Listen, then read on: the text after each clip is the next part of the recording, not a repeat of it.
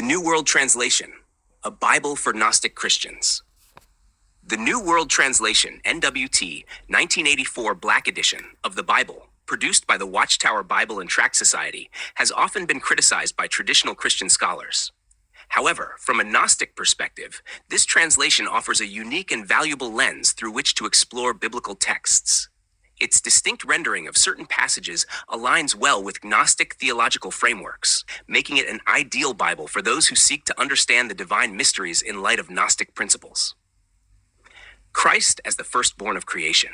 One of the most notable features of the NWT is its translation of Colossians 1 verse 15 to 17, which refers to Christ as the firstborn of all creation. Unlike traditional translations that emphasize Christ as the creator, the NWT includes the word other, rendering the passage as Christ creating all other things.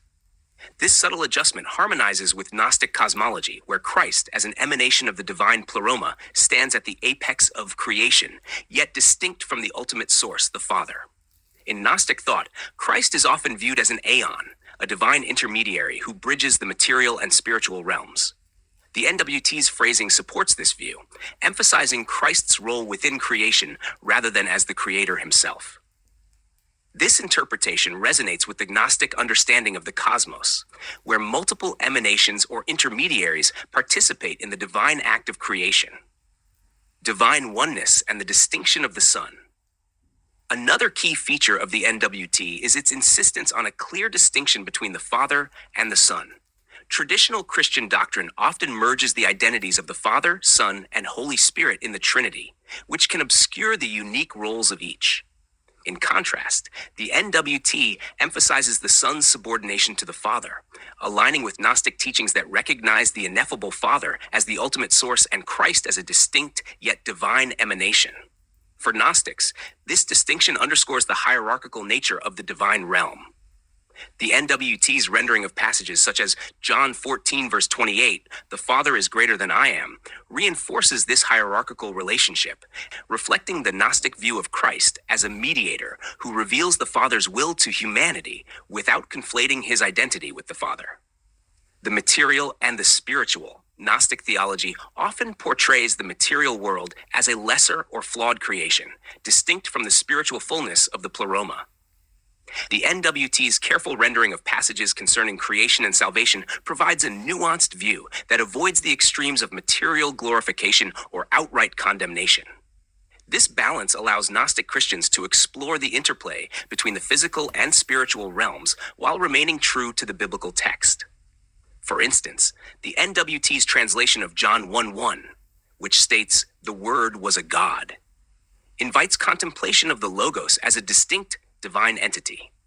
This phrasing aligns with Gnostic cosmology, where the Logos serves as a conduit of divine knowledge and the means by which humanity can ascend from material ignorance to spiritual enlightenment. A Gnostic hermeneutic. The NWT provides a foundation for a Gnostic hermeneutic, or method of interpretation, that emphasizes the deeper, esoteric meanings within the biblical text. By rendering certain passages in ways that diverge from traditional orthodoxy, the NWT opens the door to exploring hidden truths that resonate with Gnostic teachings.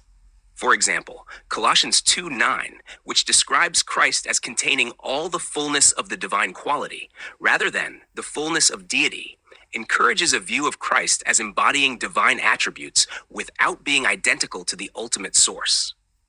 This interpretation mirrors Gnostic views of Christ as an emanation of the Pleroma, imbued with divine qualities, but distinct from the ineffable Father.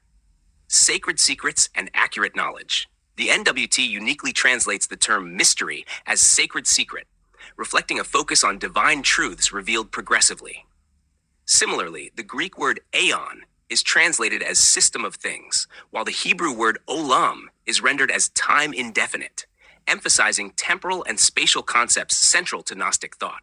The term epignosis, Strong's 1922, is carefully distinguished from gnosis, knowledge, and translated as accurate knowledge, highlighting a deeper, more precise understanding of divine truths.